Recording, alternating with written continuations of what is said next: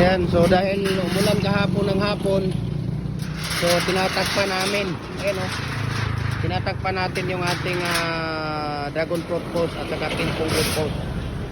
Dahil umulan nga kahapon, so kailangan talaga nating takpan, okay, para hindi masisira. Ayan o. So ito kasi ang pinakauna kahapon, kaya hindi siya apektado.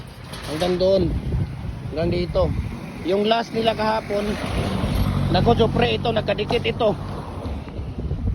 Yung last nila kahapon na ginawa ito, tingnan ninyo, parang butas-butas dahil sa ulan. Dong, dikit ni dong, inyo na ning ana-ana ni daan sa katong imuhang kwandong. Palita. Uloy, ana, kay humok pa na, amto mo palita. Ayan. Dahil pagka nagkadikit yan, ako, tagal na, hirap nang tanggalin ito.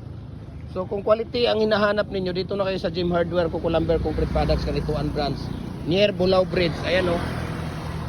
Okay, Bulao Bridge, Cagayan de Oro City. Kung galing kayo ng Ipunan, after ng Bulao Bridge.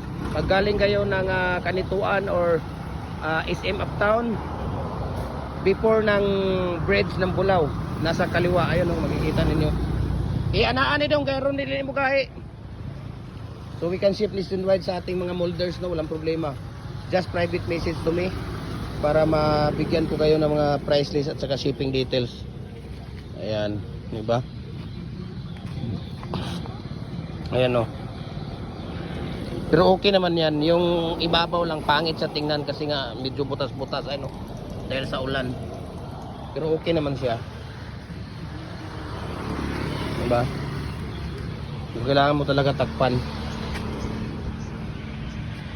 Natin takpan ng ano dito. So we can ship nationwide mga idol, no? Lahat ng mga molders natin. Hollow blocks, decorative, concrete post, lower blocks, mohon, dragon fruit post,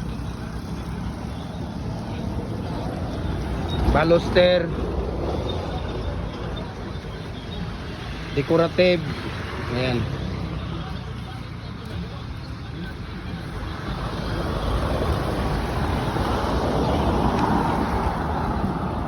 So dito lang yan sa Gym Hardware, Kukulamber Concrete Products, Kanituan Branch. Ayan o, yung ano natin, dragon fruit post natin. Yung customer ang nagbigay sa atin ito, sinishare niya sa akin doon sa ano, pinapagawa kong tarpaulin, diba?